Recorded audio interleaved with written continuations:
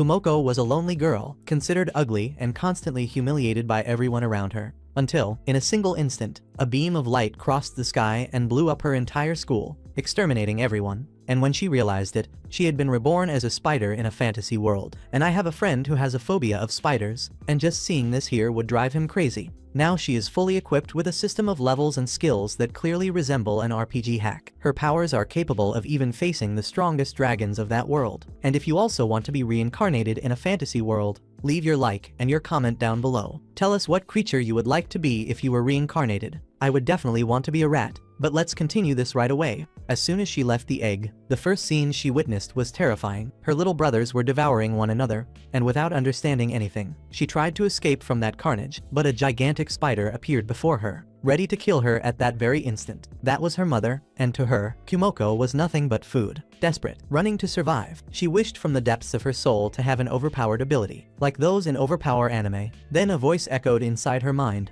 offering the option to spend 100 ability points to learn appraisal. She accepted without hesitation, and if this really was an ice guy, that ability would be the key to her survival. But this world here is not like the slime ice guy, or the vending machine ice guy. This is actually a completely ruined world, and so her dreamed appraisal ability in reality is totally useless. It serves only to identify objects, and so she just wasted all of her points on an ability that makes her see the names of things. Now, with no resources at all, she needed to find food. However, the labyrinth where she was born was infested with extremely dangerous creatures, each one more lethal than the other, and when trying to look for another path, she saw human feet and believed she would finally find someone who could help her. But getting closer, she realized that the human was only the corpse of her own brother. The scene was so shocking that she lost control and wet herself. But since she is a spider, in reality only white silk thread comes out. All that is missing is for this spider to start shouting Arana, and it will look just like a certain spider from a game out there. Continuing, with her own web, she built a small shelter reinforced with as many defenses as she could imagine, but extreme hunger weakened its structure, making everything collapse. So her only alternative was terrible, devouring her own dead brothers. Before her life reached zero, she began to eat her brother's body, and when she finished, the system announced her new ability, Kin Eater. This ability came at level 1, and along with it the unlocking of the forbidden ability Taboo, as well as heretic magic. Intrigued, she tried to discover how to use this mysterious type of magic. Thinking she had a brilliant idea, she focused all her energy and tried to invoke this heretic magic. After some time passed, Kumoko noticed that a frog had become trapped in her web, but the monster reacted, launching a chemical substance directly at her eye, blinding part of her vision. The frog kept attacking her with poison, but when Kumoko unlocked acid resistance level 1, she began to dodge the attacks with greater precision, until finally managing to land a bite. As time goes by, she keeps gaining a new blessing. In this case here, a skill. The frog was already in despair and spat poison over her entire body. But even wounded, Kumoko swore that he would become her food. Leaping from side to side, she dodged every attack. And when she found an opening, she attacked from behind, sinking her fangs into the monster's nape and finishing it off quickly. When she won, she even did a Fortnite dance to celebrate. But upon tasting the meat, she realized it was one of the worst things she had ever put in her mouth. Even so, it was enough to keep her alive, and surviving meant enduring any disgust. As days passed, she captured more and more frogs, bringing them all to her newly built shelter. When she reached a certain limit, her poisonous fangs ability evolved to level 2, and her body began to transform. The system then announced that Kumoko had reached level 2, making all her abilities improve and her wounds be healed. She barely had time to celebrate, since she noticed that one of her webs had captured another creature. But this time it was a human being. The man threw an incendiary explosive, burning her entire webs and escaping, leaving behind a mysterious egg. Her fragile home ended up being destroyed, but Kumoko did not give up. She rebuilt everything, creating a new base with something that resembled a kitchen, a living room, and a bedroom. In addition, she set up an alarm system that vibrated whenever any monster was captured. However, her stomach warned that she was already starving, and to inaugurate her new house, she decided it was the perfect moment to devour that rare egg that had been left behind. However, when she tried to open the egg, she noticed that the thing was harder than steel, so she used her brilliant technique of throwing it on the ground with all the strength possible. Even so, the egg remained intact, and curious about what kind of egg that was, Kumoko used the appraisal skill. And for anyone who thought that this ability was useless, the skill simply informed her that it was an egg. This ability is truly terrible, but at least after doing that, the ability finally reached level 2, and identified the object as a threshold dragon egg. It was already more useful, but even so she could not do anything, so she decided to store it for now. While she was playing around, she noticed that all the alarms were going off, and a fire was beginning to consume her entire house. Humans had returned with torches to burn her alive, so Kumoko began fleeing from all of them, but they kept chasing her non-stop. And while she tried to hide to recover a bit of energy, Kumoko began to cry. All she could do was run while her house burned in flames. It was exactly the same as in her previous life. She was attacked by everyone, without having a place where she could live and remain, always living in misery. But she refused to run away again, promising that she would become stronger, and that nothing she valued would be taken from her ever again. And so she began to evolve once more. Weeks passed while she fought against frogs and lizards. However, all those battles made it clear that she was the weakest creature in that world. So she decided to return to the labyrinth to test a new strategy. And when approaching a monster, she started firing webs from a distance, avoiding direct physical contact. This was a very cowardly tactic. But Kumoko did not care, since survival is all that matters. While she explored, she heard a terrifying sound coming from the depths of the labyrinth, and hundreds of monsters began running in her direction. All her energy was drained, but miraculously she managed to escape. She thought of several ways to face her enemies, but when she heard a strange sound around her, she used her appraisal skill. She ended up seeing a huge serpent that almost crushed her body against the ground. No matter where she tried to run, the snake was always about to crush her. Her only option was to flee. But Kumoko had promised that she would never run away again, so she would use everything she had to defeat it. Using her webs, she began to dodge the attacks, while setting up some traps to cause damage little by little. However, with a single blow of the serpent's tail, she almost emptied her entire life bar. And in the moments before being defeated, Kumoko launched herself at the monster's neck, trying to bite it until finishing it. In response, the serpent slammed its head against the ground repeatedly, trying to crush Kumoko together with it. But it was not working very well, since she resisted a lot, and before her life reached zero, she drove her fangs even deeper, finally defeating the giant serpent. She screamed in exhaustion, but she was victorious, and her experience exceeded the limit again. She rose to level 10. Her skin began to renew, and 12 new skills were finally unlocked. In addition, she could evolve from her stage of inferior small spider, receiving 2 options. She would become an inferior monster or a small monster, and without knowing the exact meaning of those terms, she decided that the inferior version would increase her size, while the small version would transform her into a more advanced species, keeping her body compact. She then chose to evolve into the small one, losing consciousness right afterward. After several hours asleep, Kumoko woke up, but felt that her body had not changed at all, and she also returned to level 1, and all her energy had also been consumed. It really went badly here. Soon after, she began devouring the giant serpent she had defeated, and with this new evolution, she had to eat much more than before, and her stamina also increased more slowly. However, she had also acquired several new skills, such as thread control, which allowed her to act like the true spider of the neighborhood, and also a detection ability that revealed enemies before they found her. But when she used detection for the first time, her head almost exploded in front of the absurd number of monsters around her. It looked a lot like a spider sense. Well, as soon as she started trusting more in her thread control to defeat her opponents, she managed to defeat 10 monsters in her new form, finally reaching level 2. Her appraisal ability had already reached level 6, and then she realized that in that world level 10 was probably the limit of any evolution. Because of that, she decided to test her appraisal ability now, and it was incredibly powerful. Using this power on herself, she managed to see all of her attributes, and discovered that her speed was almost 10 times higher than any other status. As soon as she finished, she sensed a group of humans approaching from behind her, and started running desperately to save her own life. But they did not give up. The cave was full of traps placed by monsters. Eventually, she saw 3 blue creatures blocking the path, but managed to escape by a small margin, believing they would delay the humans for some time. However, before even noticing, Kumoko slipped and fell down into the depths of the abyss. While falling toward her possible end, she tried to use her threads to soften the impact, but ended up being thrown against the wall. At least now she was falling more slowly. But then 3 giant bees began flying after her, so Kumoko could barely land without turning into a puddle on the ground. Suddenly boss battle music like Dark Souls started playing, and she saw 3 enormous serpents that began fighting the bees. Then she tried to sneak away. However, Araba, the mighty earth dragon, appeared. None of those monsters could even scratch him, and with a single strike he annihilated all of them. And here we already see the final boss. Kumoko tried to run away once again, but Araba's gaze pierced her soul. When she prepared herself for her final moments, Araba simply turned around and left, leaving behind only the crater formed by his absolute power. Kumoko understood that the next time she crossed paths with him, it would be the end. So all she could do was rely on her stealth ability, not to be seen, so she went back to running. For hours, she traveled along that miserable path, seeing only absurdly strong monsters devouring each other. While she hid to survive, days passed without her being able to sleep, and her hunger bar was almost empty. Until finally she found a nest of very weak snails, and wondered why no one devoured them. Then she decided to eat one, and with a single bite, the obvious happened. Her life points disappeared, and Kumoko died. So thank you everyone for watching this video until here. Stay with God, thanks, see you.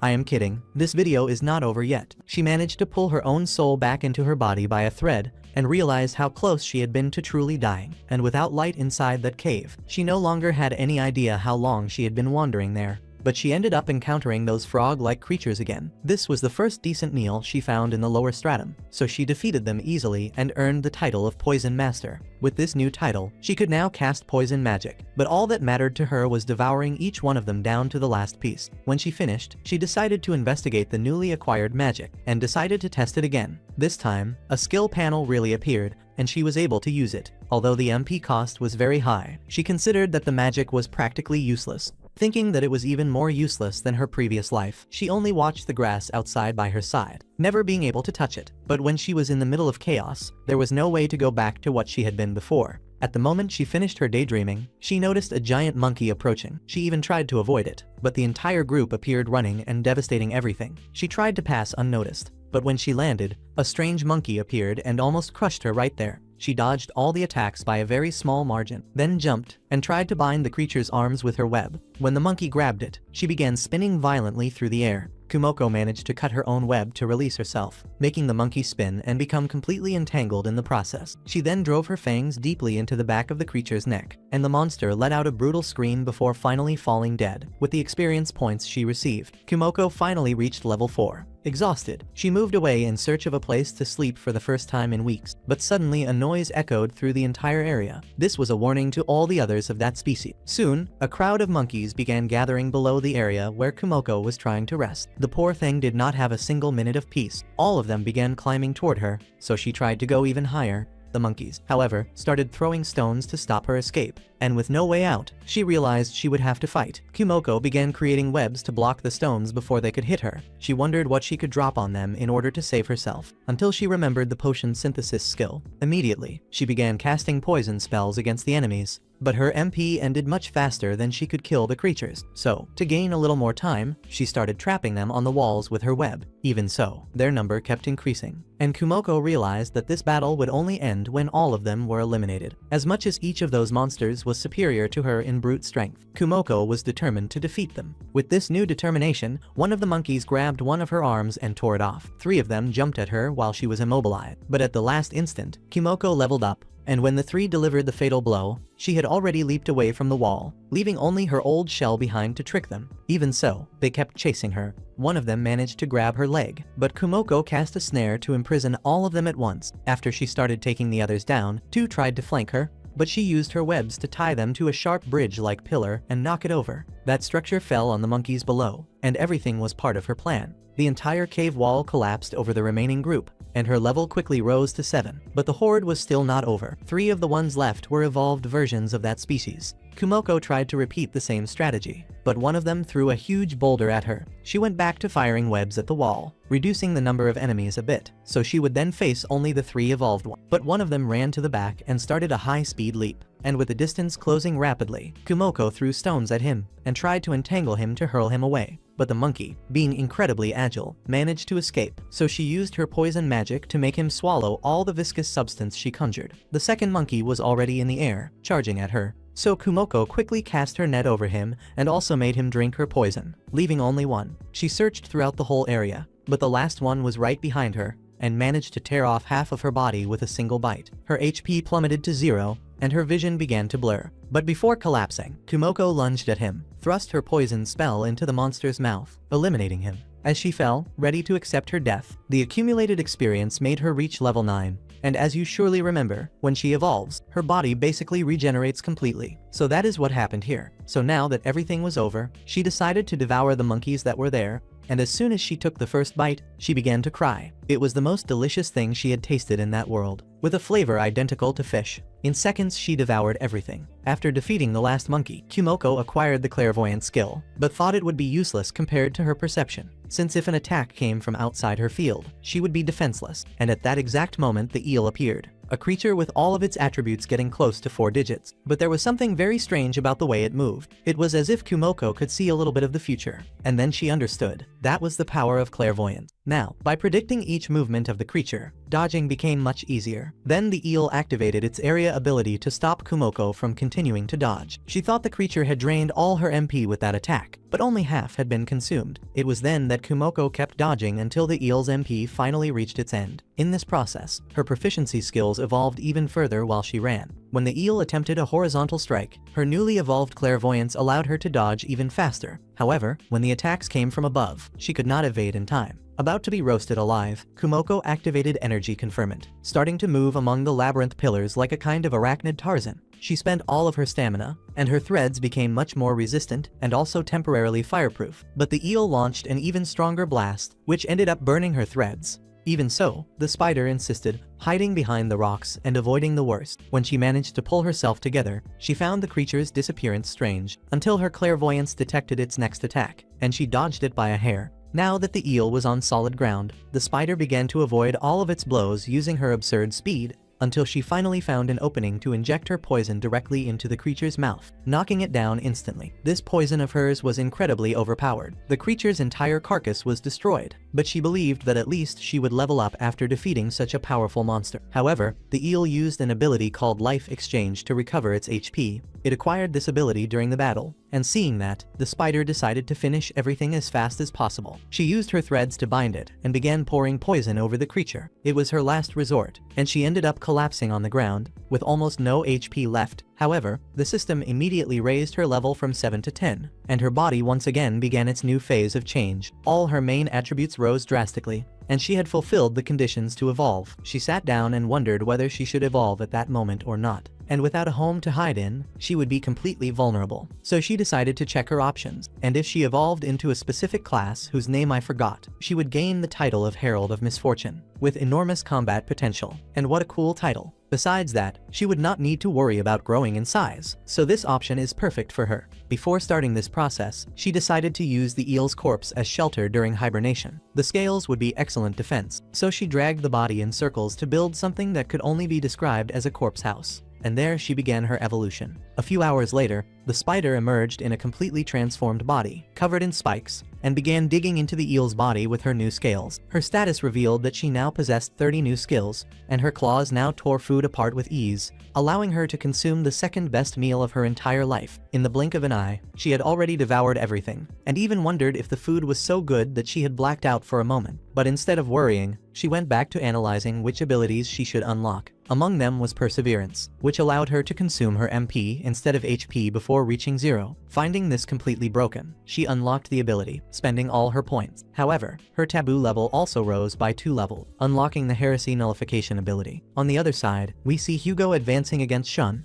wanting to understand why he had been accumulating so many skill points until now. The flames surrounding his sword almost burned Shun as he parried the blows, and Hugo ended up declaring that one day he would be king. Therefore, he needs to eliminate anyone who dares to stand in his way. The assassins he hired would soon kill the other reincarnated around there, and release the monster to place the blame on him. But Hugo stated that he would pretend to be the hero who defeated the monster alone to avenge his companions, and his reputation would skyrocket instantly. He called Shun's abilities pathetically weak and advanced, dodging all attacks. None of Shun's blows could deal damage to him, and Hugo smashed him against a tree. The flames of his sword became even stronger, and he said goodbye, certain of victory. However, at the last moment, a whirlwind threw him far away, and the teacher appeared and said that he had gone too far, explaining that she had already dealt with all his henchmen, including the monster. When she approached, Hugo tried to attack her, but she knocked him down with a gust of wind. He fell to the ground humiliated, and the teacher then requested regent privileges and forced Hugo to accept. Immediately, all his attributes plummeted and all of his abilities disappeared. The only thing that remained was a very strange mathematical formula, and I am sure my friend Renato would know what that is. Meanwhile, the spider had raised all of her skills and evolved her enhanced vision into telescopic vision. She thought the name was ridiculous, but when she tested it, it was as if she possessed several fields of vision at the same time. With her second brain, this made her even more formidable, and days of training began to pass. Her body reached level 3, and with her life ability evolving into longevity, the spider asked the body's brain whether she could combine the cursed eye with the telescopic vision, allowing her to activate the effect at a distance. Moreover, her detection ability finally reached level 10, but just like the appraisal ability, neither of them evolved. The spider ended up becoming very frustrated and hoped to gain some kind of compensation, like a superpower or something like that. As soon as she thought about that, the noise of interference returned and a warning sound filled her mind. The system manifested itself, declaring that Administrator Miss D had received her request and evolved all of her abilities into the Wisdom type. The spider now carried the title of Ruler of Wisdom, and her taboo rose to level 8. I am telling you, this spider here is basically the Reinhardt of this world. Everything she wants, she receives a blessing for it. She ended up observing the new abilities and realized that this was not normal.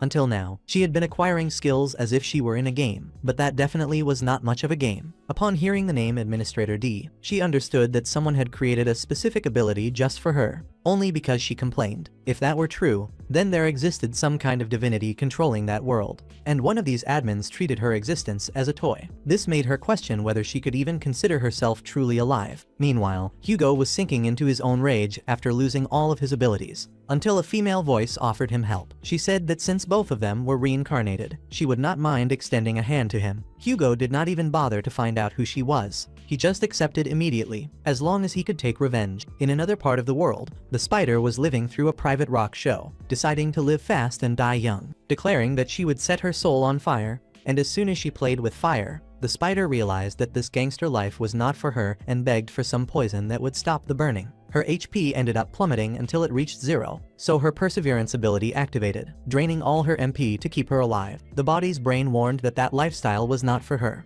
and it was better to leave it to the rockers anyway. The spider completely gave up on continuing to move. However, she tried to stay optimistic while studying her new form of wisdom ability, and of course, all the other absurdly overpowered techniques she had unlocked. To measure how strong she had become, she began by opening the gate of hell, trying to summon magic seals, but she could barely keep them stable. Little by little everything began to collapse, and it exploded right in her face. She realized that controlling magic during a battle would be extremely complicated, but her bodily mind tried to stop her from using that, saying it would be too much information to process with her new wisdom ability. And basically, she is the guy from Fight Club, completely schizophrenic. The two of them started fighting over the magic hat, until the system announced that proficiency had been achieved. The hat simply flew out of her hands, and when it fell, another spider grabbed it, saying she would leave all the magical part to her. The Parallel Minds ability had reached level 3, which meant that now there were 3 spider brains functioning at the same time, and now she is no longer the guy from Fight Club, she is the guy from Split. While walking, the spider realized that these abilities were probably only worsening some kind of multiple personality disorder, and it impresses me that she only realized this now. But before she had time to think much about it, an explosion of lava flowed down the ravine. She now found herself in an isolated area of the middle stratum, surrounded by several corpses. She kept wondering what could have happened there, and when she went down to investigate the lava, a gigantic dragon emerged from within it. It had more attributes than the screen itself could display, but at least half of its life points had already been lost. The dragon even tried to crush the spider into the ground, but she dodged at the last moment. While it launched a flood of fireballs, she avoided them with pure speed, and even though it was twice as strong as she was determined to face it head-on. Activating the power of her 3 minds to activate all of her evil eyes, she summoned a magic seal to attack, but the dragon tried to bring her down with its blazing breath. In midair, the spider tried to cast all of her spells against the creature, but almost none managed to cause real damage. After landing, the dragon's tail scraped one of her legs, and that alone was almost enough to reduce all of her HP to 0. The spider realized that even with all her evasion, thought acceleration, and precognitive vision, she was barely managing to survive. Not even her evil eyes were having any effect. But as she dodged, she realized that maybe there was a chance, considering how low its life points already were. While she fled from the relentless attacks, trying to think of a way to neutralize that absurd speed, the dragon's poison resistance was rising as the battle went on. He prepared a flaming breath, but the spider finally found an opening, and used her poison synthesis to cover her body and protect herself from the fire. The dragon launched another barrage of fireballs, and the spider had to cut her own thread to barely escape, but she ended up falling straight toward its mouth. The dragon rose up to swallow her, while she could hardly move, and even though she was about to die. All of this was part of her plan. At the last moment, she activated the thought acceleration ability, stretching time, and since there was no fire blocking the path, she prepared herself. The spider activated her Ultra Mega Giga Spider Poison Blast, asking the magic mind to trigger even more poisonous abilities. The Parallel Minds ability leveled up to 4, and a new brain appeared. The spider released her poison sphere at the final instant, but the dragon immediately activated its fire breath, burning her threads even without hitting her directly. The dragon's life dropped by half once again, but it managed to recover and face the spider head-on. After launching its flaming breath straight at her, the dragon no longer knew where the spider had gone. From above, a gigantic sphere of poison began to form, and the spider threw it directly at the dragon while descending and striking with her Aston attack ability. The dragon's body began sinking, and when she tried to attack again, she realized it was already on the verge of death. The counterattack from her own ability tore off one of the spider's arms, and the dragon finally sank. All of this was part of her plan. In the final instant, she used her phantom ability to create an illusion, making the dragon believe that she had been destroyed by the attack. But in truth, she was well hidden on the ceiling, ready to unleash her secret strike. Since the day the cell phone was burned, the spider had promised to remain firm, so she would do that, no matter what it cost. The lava lit up her face, and the victory music disappeared. The spider realized that the battle was far from over. She had already survived through sheer strength and perseverance ability, but the dragon had also lost almost all of its strength. With the last remnant of energy, the spider promised to release her second secret weapon and begged for the second magic brain to appear. The poor thing finally came out of hiding,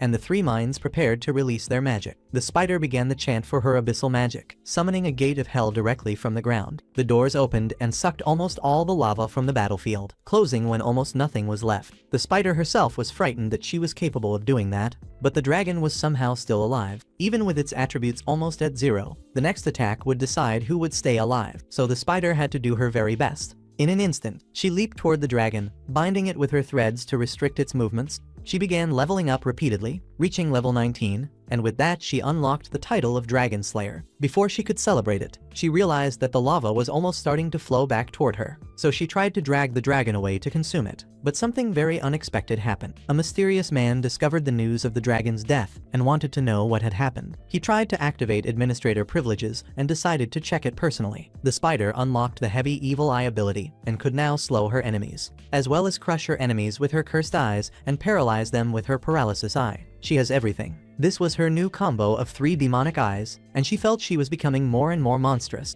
Even with these abilities, the dragon's scales were far too hard to pierce, so the strange noise filled her mind and time became slower when she activated her thought acceleration, preparing for an approaching encounter as a portal opened before her and a demonic man came out of it. She could not appraise his attributes, but strangely she felt that he was not hostile. The man tried to speak, but his language was completely incomprehensible. The foolish spider tried to answer by gesturing, so the man simply threw a smartphone on the ground, and Admin D introduced herself through the device. The man held the phone, and the admin asked the spider to wait a moment. They started talking in such an absurd language that it seemed invented by an 8-year-old child bored in math class. When they finished, the man went back through the portal and disappeared, and the admin then truly introduced herself, explaining that her friend would no longer get in the spider's way. She was very confused, not understanding who that crazy woman who appeared out of nowhere was. Admin D explained that she could read all of her thoughts, although normally she did not do that, because she preferred to watch everything from a distance. The spider asked why she was observing her life, and the admin said that this entire journey was more interesting than any streaming drama.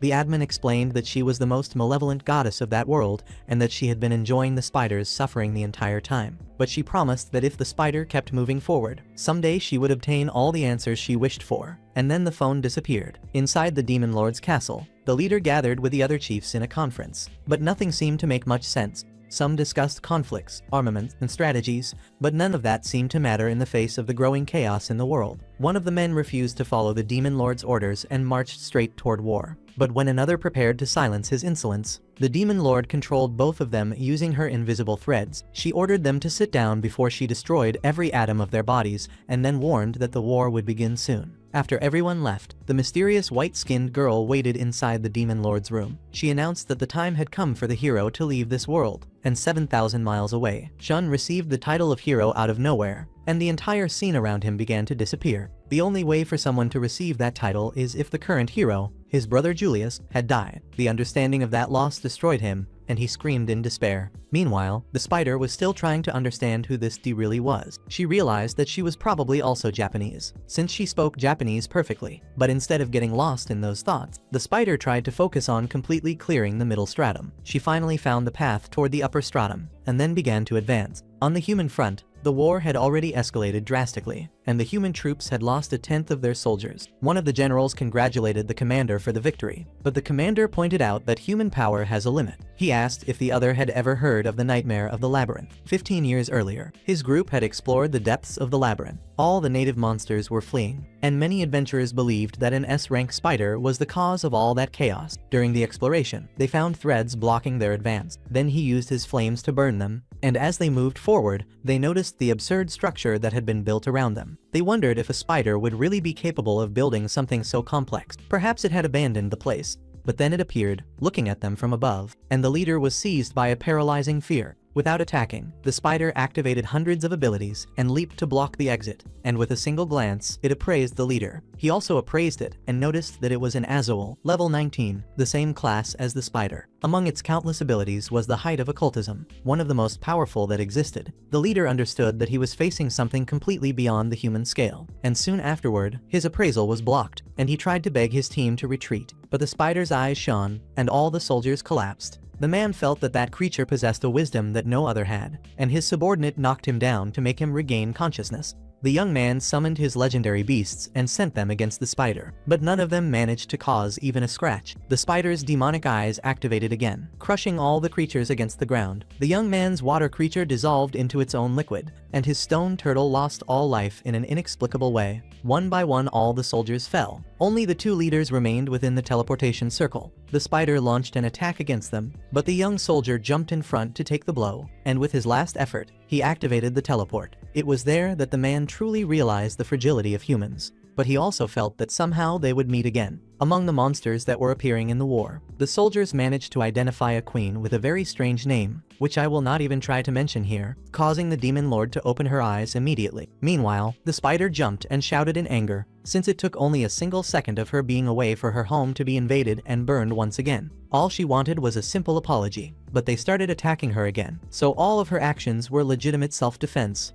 And here we see that in reality that spider truly was the spider herself. At least before they left, she managed to mark each one of them. Even so, she decided that her priority now was to find the exit of the labyrinth. After the last battle, the system raised Kumo to level 20, unlocking the ability to evolve into another class. She would basically transform into a creature known as the proper form of death. Kumo immediately started the process and her taboo level rose to 10, making the system begin to install forbidden information. The word repent kept flashing non-stop on the interface, while the taboo menu poured the true history of the world into her. When the installation ended, Kumo could barely move, and the evolution left her completely disoriented. She now knew everything that had happened in this world since its creation, and the only thing she could understand was that if nothing changes, this world will be completely destroyed, and then it falls to her to change the destiny of her existence. But for now, what she really wants is only to become strong. The only way for her to grow in there is by defeating enemies, so her next target is the feared Araba. Returning to the lower stratum, she spotted a colossal serpent far above her level and retreated immediately. Araba would have to wait, but the ground began to shake and, with her telescopic vision, Kumo saw the serpent entering combat against Araba.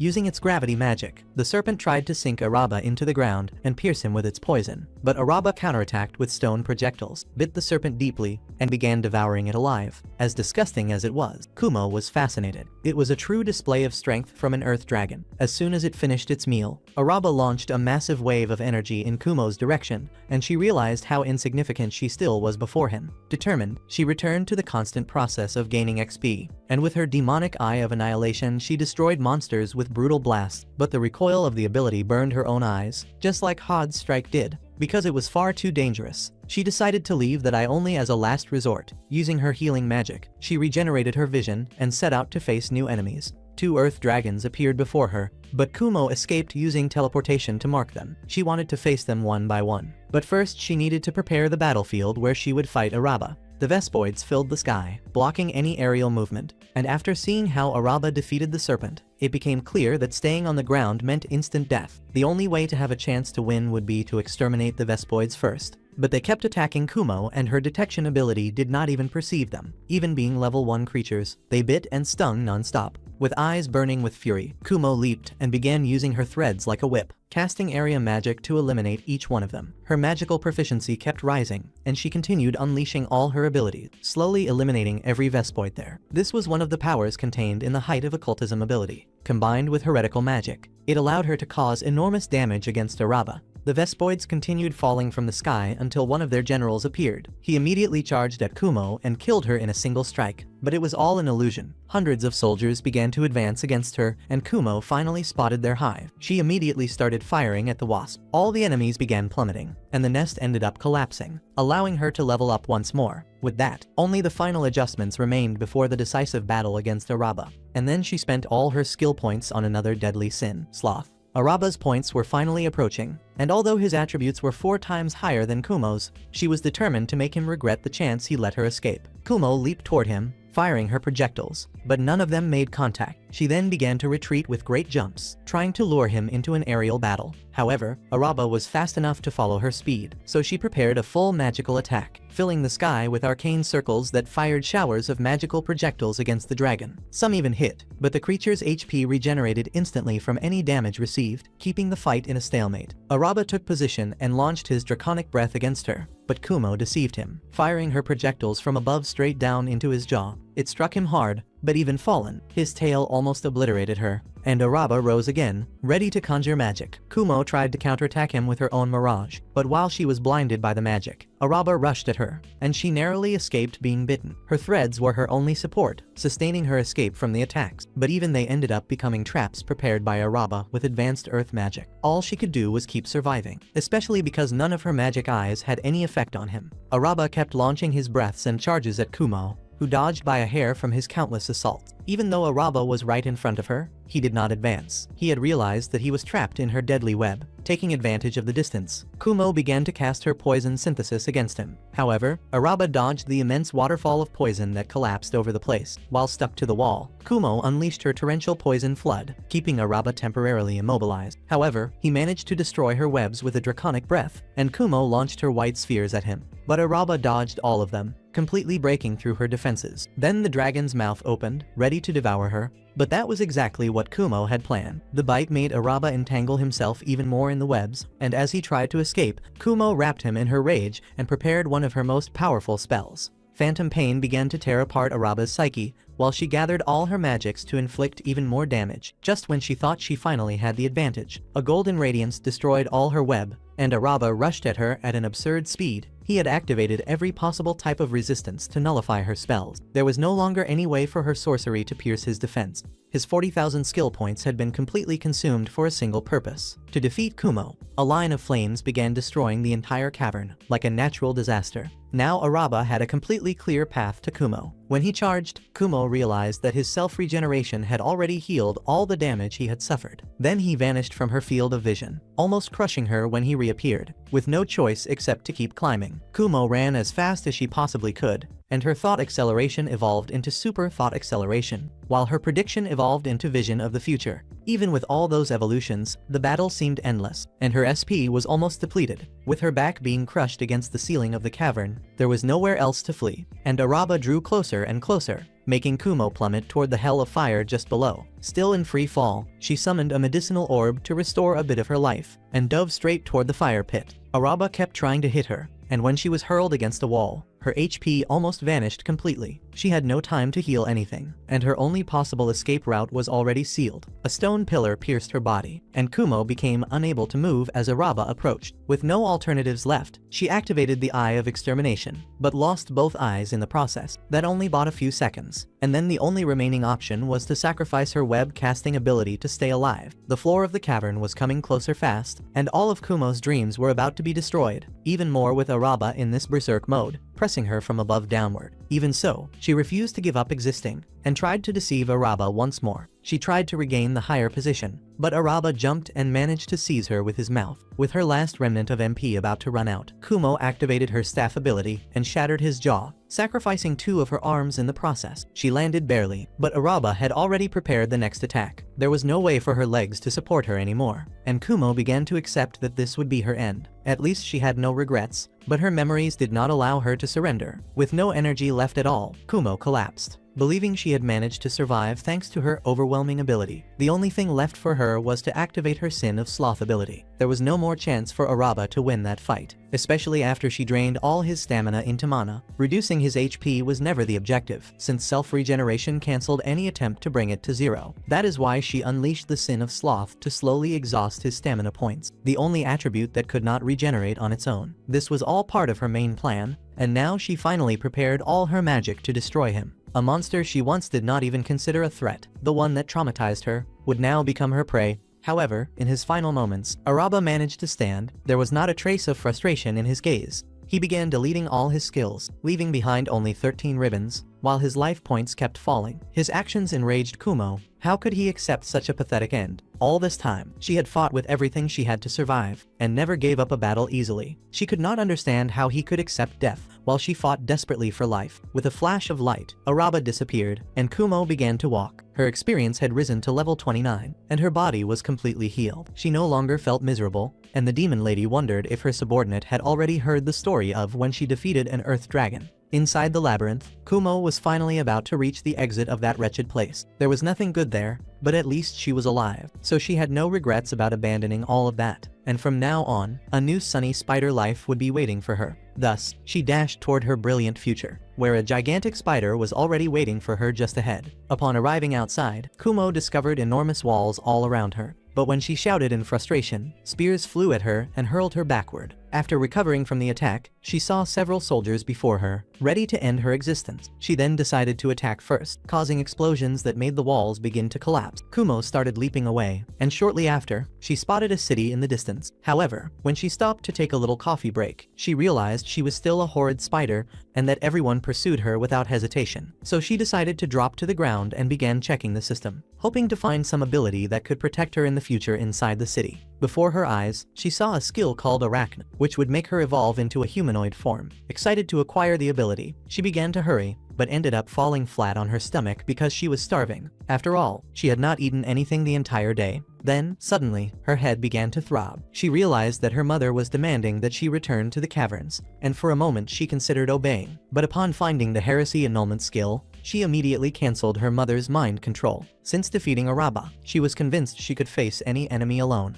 Meanwhile, in the distance, some soldiers were carrying rubble, but upon seeing an army of spiders advancing toward them, they fled in terror. At the same time, a system warning appeared before Kumo, revealing that that army was running in her direction. She opened the menu to analyze their status, and discovered that all of them were as powerful as Araba. The leader was extremely strong, with a very strange name, and determined to fight. Kumo advanced toward them, since she intended to lure them into her own trap. However, the leader cut her web, and all the others began tearing the rest apart, making a tree collapse onto her. Luckily, Kumo hurled herself into the air, dodging as more trees began to fall. When some spiders became trapped in her second trap, she unleashed a rain of black projectiles, destroying the ground before her. However, when she began celebrating victory, horrendous creatures leaped out of the dust, completely unscathed. They launched webs to capture her, but Kumo dodged them all. Upon realizing that they all possessed mastery over webs, she understood that the battle would be extremely difficult. She kept dodging, running as much as she could, until her leg was caught by a web. But she managed to free herself by tearing the thread, and fled again amid successive attacks. While she was running, the leader tried to devour her, but Kumo jumped to the top of a tree.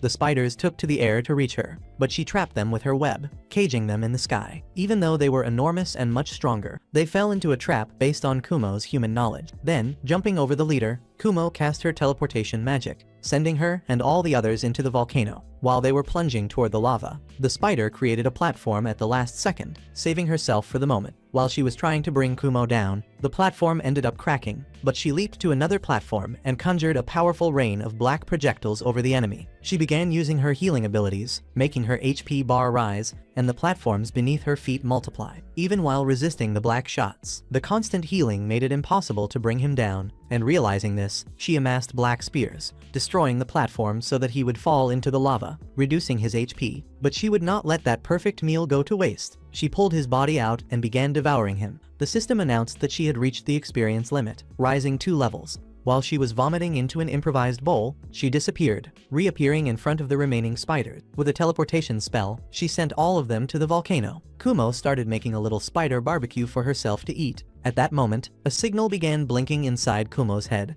It was her mother trying to summon her once again. Annoyed, she decided to come up with a plan and entered her spider domain. Inside, she ordered her replicas to eliminate her mother, so she would stop trying to summon them. They wanted their copies to enter the portal and attack their mother's mind directly. When the magic brain asked what kind of attack they should perform, Kumo admitted that she had not thought of any, but she wanted them to try anything. Thus, they crossed the portal and began devouring their progenitor like sick offspring. Meanwhile, Kumo kept wandering happily, now free from maternal interference, but she soon found a group of bandits attacking travelers on the road. She tried not to be seen, so she wondered whether she should flee or save them. Upon noticing that there was a baby inside the carriage, she did not hesitate. She cast an ad around one bandit and pulled him out. Launching herself on her web, they finished the enemies one by one, piercing another in the process. When the last one tried to run, she trapped his leg, drained his HP and MP until he collapsed. With all the bandits eliminated, she wished she could be a knight to introduce herself to the survivors. But since she was not any kind of knight, she decided at least to heal one of the travelers with her ability. When another traveler saw her, she began to leave, but a woman appeared carrying the baby, and when she used her appraisal ability, Kumo realized that the baby was actually a vampire. Realizing that this child had probably reincarnated in the same way she had, Kumo became jealous and started rolling on the ground before running away from there. Inside the forest, her alarm system warned that a group of elves was planning to kidnap the baby, so when she saw the carriage departing a few minutes later, Kumo realized that in the end she was the lucky one in the story. Meanwhile, in the castle, Shun and Su went to visit their father to know why they had been summoned. Su simply blew a hole in the king's head. With Shun completely in shock, she began screaming desperately, and when the knights rushed in, she accused Shun of having committed the crime. When they tried to arrest him, Shun crossed swords with one of the knights and threw them away. But when they noticed he was wounded, Hugo finally revealed his face, saying that he was the one behind everything, and that his brother wished to become king. Su tried to kill him, but Shun used his appraisal ability and discovered that she was under the effect of a charm spell. Hugo began laughing in his face, but Shun punched him, and when Hugo raised a barrier, Sophia destroyed it with magic, forcing Shun to roll away. When Shun tried to use his appraisal on Sophia, he noticed that her status was blocked. Hugo then charged at him, but Oka pushed him back with a wind attack and launched another blast, while Sophia remained still and dazed. After stepping back a few steps, Oka grabbed Shun and released a gust of wind against the knights. Shun did not want to flee, but the two girls insisted that the castle was no longer safe. Then, with Oka knocking down more soldiers, everyone ran outside. Upon reaching the exterior, they were received by an army of knights trying to block their escape. Arrows began flying through the area, and the other army advanced against them, using the surrounding chaos as a distraction. The group managed to escape the castle. That night, already in the forest, Shun suggested that they should eliminate Hugo, but Oka explained that Sophia was an even greater threat, and that maybe the best option was to eliminate both. At that moment, the enemies surrounded the group, and the attack began. Shun found Faye among the enemies and realized that she was also under Hugo's effect. He tried to leap away, but she cast flames at him, which he managed to block. When she tried to set the area on fire again, Shun charged straight through the flames and pointed his sword at her, but he did not have the courage to kill her. When he tried to attack again, she was knocked down by him, but reacted with a kick and pointed her sword at Shun. At that instant, she began to regain consciousness, but afraid of losing control again, she put herself to sleep using magic. Shocked by the scene, Shun tried to heal her, but she would not wake up at all, and his desperate scream released a magical light that finally revived her. While Oka was pushing the soldiers back, Sophia remained completely unaffected by the wind, and when Oka unleashed a much stronger blast, she locked into a direct duel with her before grabbing her tightly. Shun even tried to save her, but a soldier cut his leg, and when he tried to heal himself, he realized that his healing magic had run out. Luckily, Faye appeared in the sky and unleashed a devastating light that destroyed the remaining enemy. Freeing Oka from Sophia's hands, the group ran toward Shun, but Sophia charged at them, until Faye cast a gigantic flame at her before flying away. However, quickly returning, she allowed Shun to rescue another ally. Meanwhile, inside the spider mother's body, Kumo's replicas continued their work. The main brain questioned why the mother was not fighting against them, and the others concluded that maybe she was too busy dealing with her countless offspring. Even so, the magic brain could not understand why the mother had not sent more spiders to search for Kumo. Since they had a connection with her, Kumo suspected that her mother already knew she was a freak of nature and intended to annihilate her immediately. At that moment, the spider mother screamed to her remaining children before blowing open the hole in the ceiling. When Kumo's replicas tried to leave to warn her, they discovered that they were trapped by their own mother and that she had already decided to finish Kumo off. At the same time, Kumo wandered through the forest thinking about what to eat and considered hunting a boar deer and then eating some fruit. While saying that, she actually ended up finding a fruit, but when she bit into it, a giant leg pierced the ground beneath her. Kumo realized that her mother had left the caves to kill her, When Kumo analyzed her status, she discovered that her mother was a level 89 queen, 5 times stronger than Araba. And realizing that this was an impossible battle, she started running. But her mother did not care and went after her, destroying every tree in her path. Kumo even tried to understand how her mother had discovered her location. When a blast of purple flames came toward her, she tried to use teleportation, but the monster kept spitting fire, and when she flew upward, Kumo saw the devastation left wherever her mother passed. She realized she would be destroyed if she were caught, and after barely dodging another attack, Kumo started running again, avoiding new blasts. When she tried to teleport again, her mother tried to impale her, but Kumo dodged, only to be hit immediately afterward by another blast of flames. About to be pulverized, she teleported back to the caves at the last instant, escaping by a hair. But when she caught her breath, she realized that her legs had been burned, trying to hide until she regenerated. She ended up being discovered by one of the spiders, which destroyed her web, revealing that thousands of spiders were waiting for her. Kumo understood that her mother had foreseen she would return to the old home, and had ordered the sisters to wait for her. In moments, jets of web were launched at Kumo, but she dodged until one spider grabbed her and injected poison into her. Kumo fought back, throwing a spear conjured by a magic circle and climbing the wall. Realizing that her sisters really wanted to eliminate her, she checked her status and saw that perseverance was the only skill keeping her alive. While the sisters continued attacking, Kumo escaped with her own webs and concluded that she could only defeat them inside the middle stratum. However, they would not allow her to reach it. So Kumo conjured a poisonous mist, and using the distraction, she fled. Even so, the spiders continued to chase and attack her, much faster than she was. Still, Kumo managed to gain a small opening, but already near the middle stratum, a puppet appeared in front of her and with a single strike cut off her arms. The doll rushed to attack her, but she dodged, and looking more closely, she discovered that there was a spider inside it controlling the doll. This was one of her mother's secret weapons. Cornered between the puppets and the spider army, Kumo wondered where she should run, and at that moment several webs were launched at her. Kumo leaped away and activated her special ability, firing black projectiles, but the puppet blocked everything, and Kumo then began draining her MP. But when she tried to heal herself, a spider rushed at her, and she destroyed it with her black spears. Unfortunately, she could not use two abilities at the same time, so she created a smoke screen to escape upward. However, the puppet reappeared in front of her, and when the spiders fired even more webs, she barely escaped. At the same time, all the spiders shot their webs at once, but Kumo counterattacked with her storm of black projectiles. As soon as she realized that escaping to the middle stratum was impossible, she tried to level up, but she ended up getting caught in a web, and all the other arachnids pierced her flesh before turning her into stone. Luckily, she had released a phantom using her heresy magic, making everyone see only an illusion of her. So Kumo began firing her black spears at them. When she tried to sneak closer, she ended up getting caught in another web and realized that the puppet had set a trap. While she was trying to pull out the trapped leg, an enemy fell on top of her, and when he began to crush her, Kumo destroyed him with her evil eye. However, his weight dropped on her again, and this time she reduced him to nothing with her annihilating evil eye. Jumping onto another spider, she began devouring it, making the creature roll across the ground. The puppet started advancing to attack her, but Kumo disappeared together with the spider and appeared inside the volcano. Happy because her plan had worked, she pulled the melted arachnid out of the lava and wondered why the puppet did not appear in her evolution tree. Even so, she was determined to defeat her mother, and after reviewing her status, she decided to evolve. When her evolution ended, the system announced that all her core statistics had increased. However, she also received information that she had acquired the immortality skill, in addition to an increase in skill points. Kumo also realized that she was rapidly becoming the most powerful monster in the world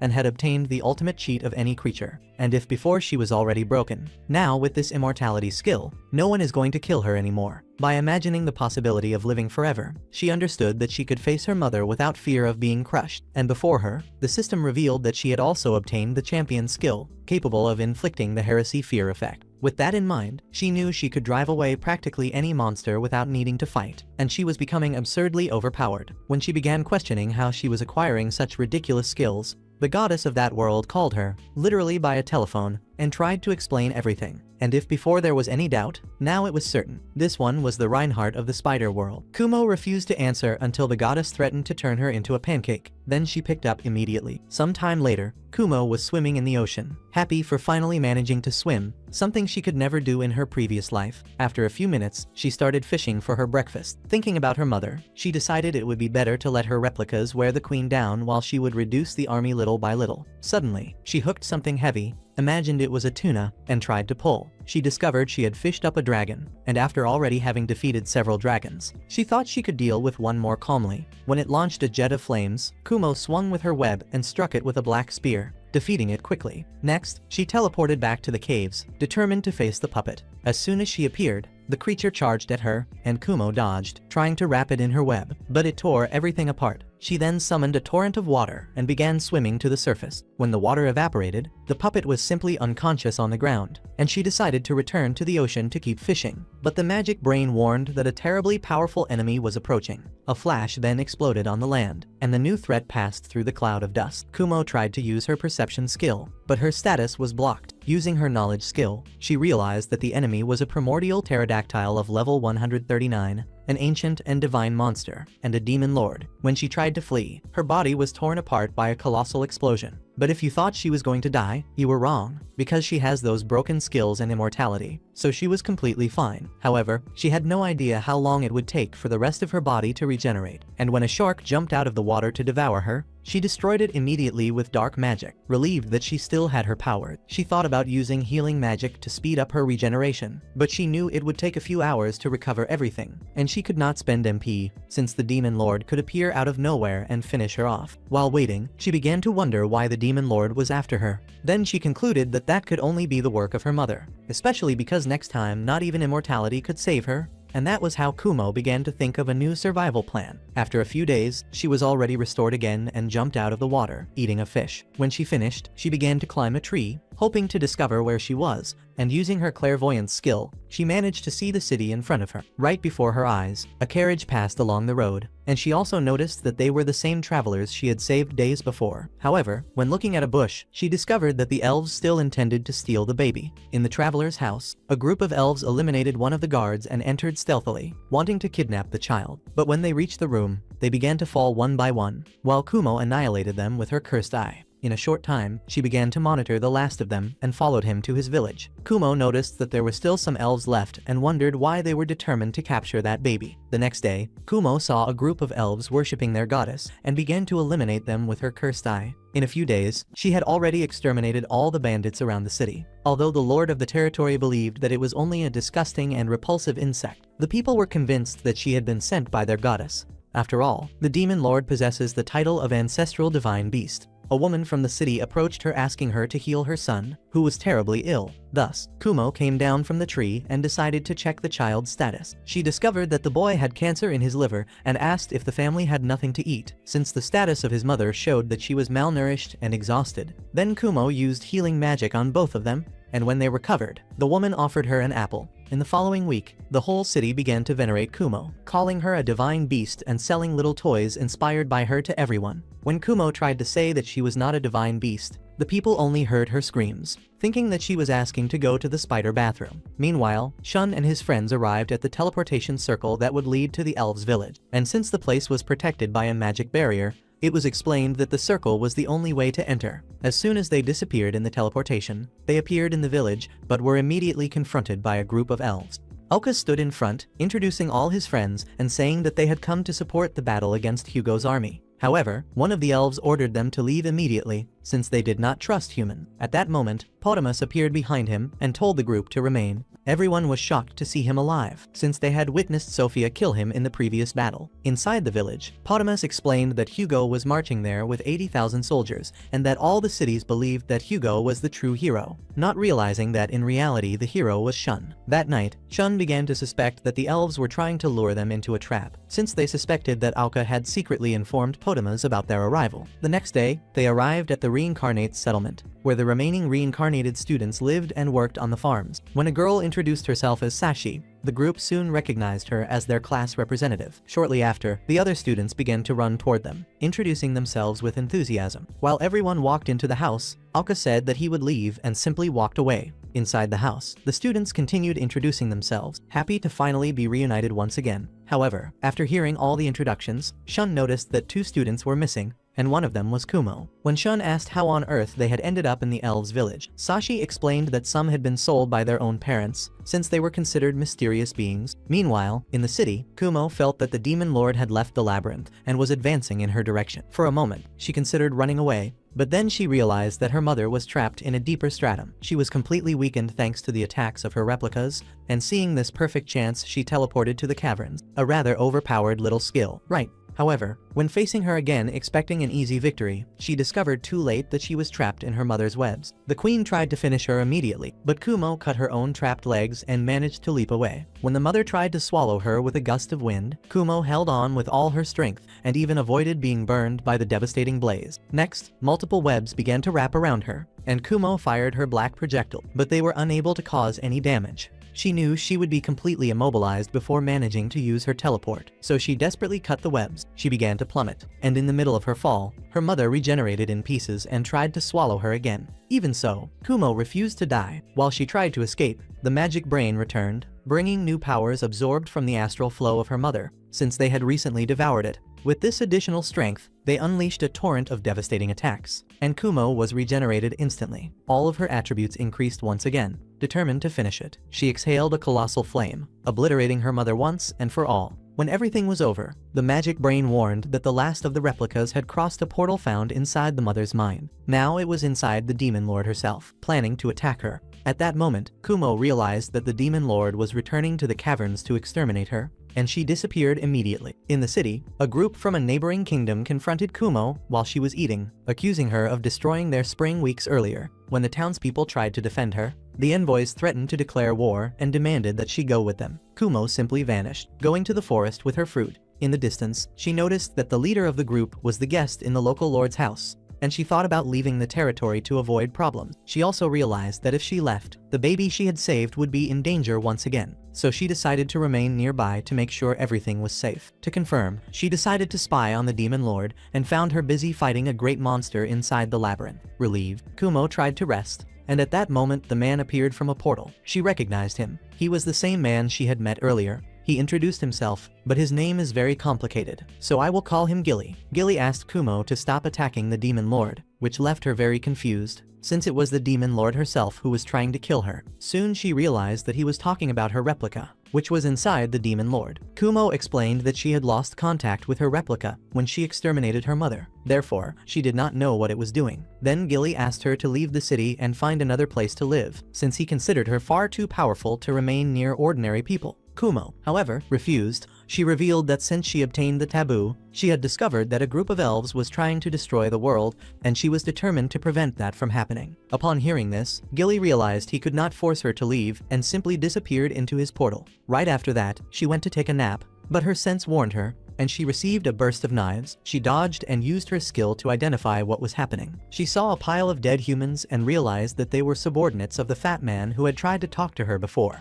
Soon after, we see the fat man extremely angry and then dying right afterward because of the spider's ability. Soon after, we see some nobles commenting on the fat man's death, which was very strange. They begin to discuss what happened and who killed the noble. But then the servant arrives saying that the Kingdom of Oz has declared war on their nation. Soon after, we see our favorite spider worried, since she saw that everyone is going to war, and she wonders if it was because she killed the fat man. She takes a look at the Lord and notices that he is very worried and wonders if he will really lose the war. So she thinks that since this is her fault, she will give a little help. Everyone is preparing for war, and a magic barrier is formed. With this barrier, no one can escape, and then the war begins. The first to fight are the elves. The fight between them is intense, but it does not go very well for the elves, so they are forced to retreat. Hugo is very powerful. He is beating up the poor elf who remained, but she manages to hit an arrow into her friend and use a barrier on Hugo. And when he is there being suffocated to death, something unexpected happens. The ground begins to shake, and she is thrown far away. Then Hugo approaches to finish her, and the elf prays for someone to help her.